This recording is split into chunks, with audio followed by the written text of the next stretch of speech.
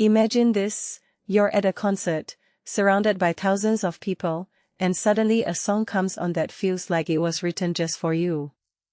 That's what happened to me last year when Alanis Morissette performed Thank You as an encore.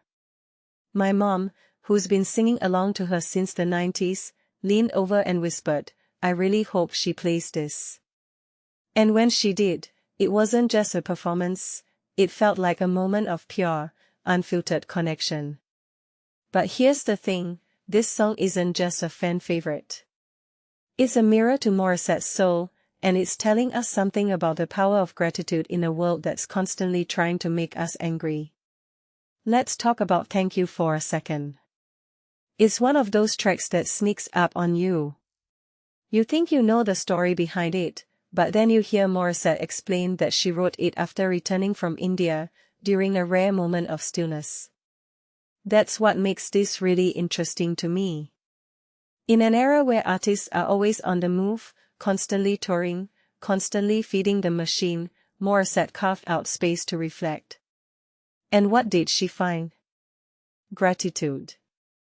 Not the kind of gratitude you fake when someone gives you a gift, but the deep, soul-searching kind that comes from being still long enough to realize how much you've been given. That's not just a song, it's a manifesto for slowing down in a fast world. Now, here's where it gets personal.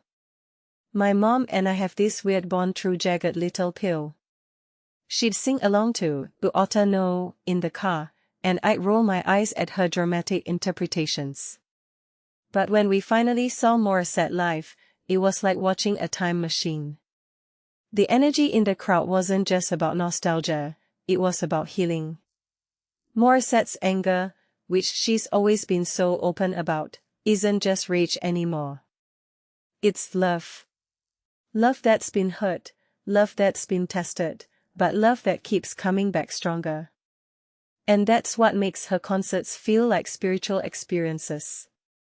You leave feeling like you've been part of something bigger, not just a concert. But let's unpack this deeper. Thank You isn't just about gratitude, it's about the contrast between chaos and calm. Morissette's career has always been about processing pain, whether it's the raw fury of "You Oughta Know" or the quiet reflection of this song. What many people don't realize is that her activism, her political statements, her everything, they all stem from that same well of emotion. She's not just angry about injustice, she's angry because she loves too much. And that's a dangerous place to be.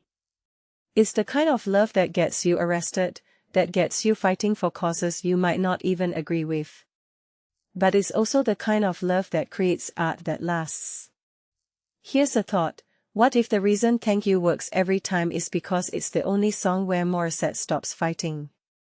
In a world where we're always supposed to be pushing forward, demanding change, this song is a reminder that sometimes the most powerful act is to pause. To breathe. To say thank you. And when she sings it, you can feel that stillness radiating from the stage. It's not just a song, it's a rebellion against the noise. A rebellion that's quietly, beautifully, devastatingly effective. So next time you hear Thank You, listen closely. It's not just a track from an album. It's a confession. A prayer. A reminder that even in the messiest, most chaotic parts of life, there's always room for gratitude. And maybe, just maybe, that's the most radical thing of all.